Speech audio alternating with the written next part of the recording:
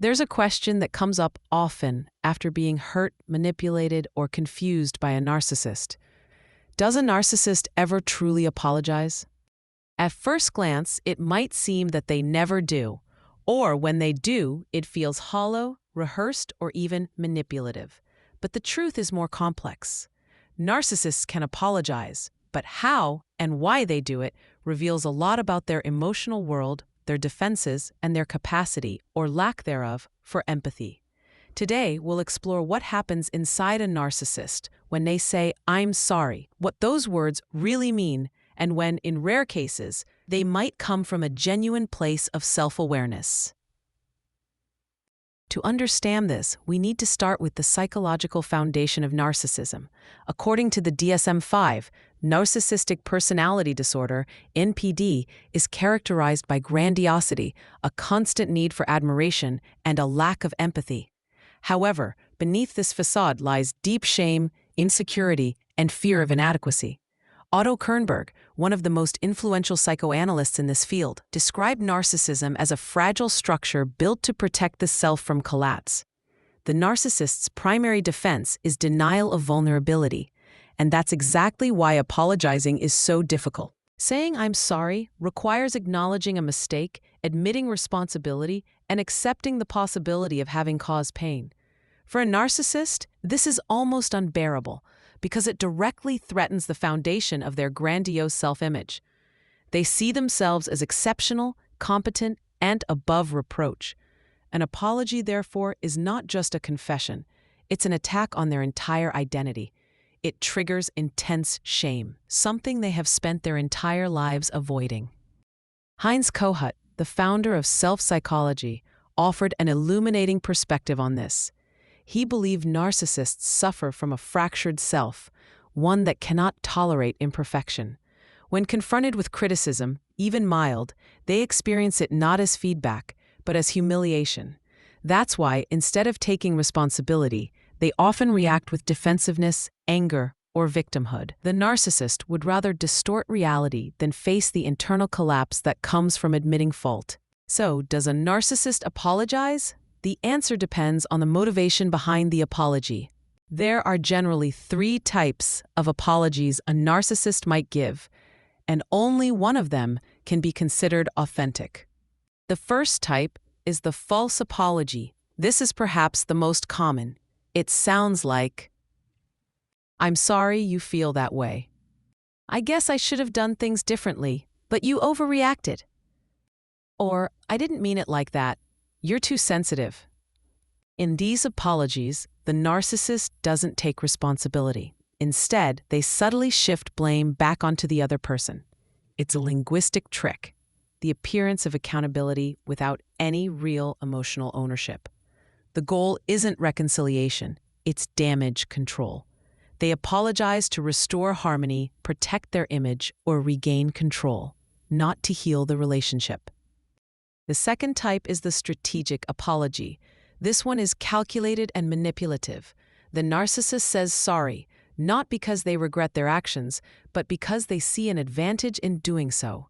They might apologize to regain trust after being caught, to rebuild the partner's affection, or to prevent abandonment. This type of apology often appears during the hoovering phase, when a narcissist tries to pull someone back into a relationship after pushing them away. They might say things like, "I know I hurt you and I'll never do it again," accompanied by tears, gifts, or promises of change.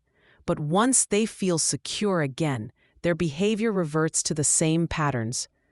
This apology is a performance, a tool to reset the dynamic and reassert control. The third type is the rare, genuine apology. This can occur, but only when the narcissist has developed some level of self-awareness, usually through therapy or personal crisis. In this case, the "I'm sorry" comes with emotional recognition, an understanding of the other person's pain and the narcissist's role in it. It might sound like "I realize I hurt you, and I see how my actions affected you. I take full responsibility." For most narcissists, reaching this level of empathy requires an internal shift. the ability to tolerate shame without resorting to defense mechanisms like denial or projection. It's not easy, but it's possible. Elsa Ronningstam, a psychologist at Harvard University and one of the leading researchers on narcissism, emphasizes that narcissists are capable of genuine emotions, but lack the regulation to express them consistently. When they apologize sincerely, it's often a breakthrough moment, a crack in the armor. Yet this moment of vulnerability can quickly trigger panic. The narcissist may feel exposed and retreat into arrogance or detachment again. In other words, the authentic apology is fragile. It exists only as long as they can bear their own humanity. It's also important to understand the emotional economy of narcissism. The narcissist's mind operates on the principle of maintaining superiority and avoiding shame. Apologizing shifts the power balance. It puts them below the other person. For someone whose entire self-worth depends on being admired or in control, this feels intolerable. That's why many narcissists will rationalize, minimize, or reinterpret events to protect their image. It's not that they don't understand they've done something wrong. It's that acknowledging it threatens their psychological survival. In relationships, this dynamic can be deeply painful. The partner of a narcissist often finds themselves in an emotional loop, waiting for an apology that feels sincere, one that validates their experience. But what they often receive instead are half apologies, excuses, or silence. Over time, this erodes trust and self-esteem. Many people in these relationships begin to question their own reality, wondering if they are the ones who overreacted. This is how the narcissist's inability to apologize becomes not just frustrating, but psychologically damaging. However, it's crucial to remember that the narcissist's behavior, while destructive, stems from inner pain, not pure malice. Their inability to apologize is rooted in fear, not lack of intelligence or awareness.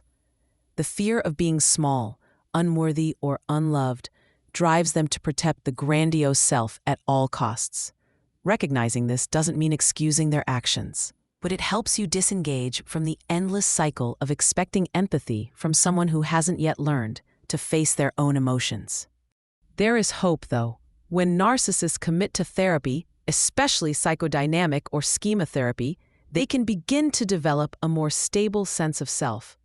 Over time, they learn that admitting fault doesn't mean annihilation, it means growth.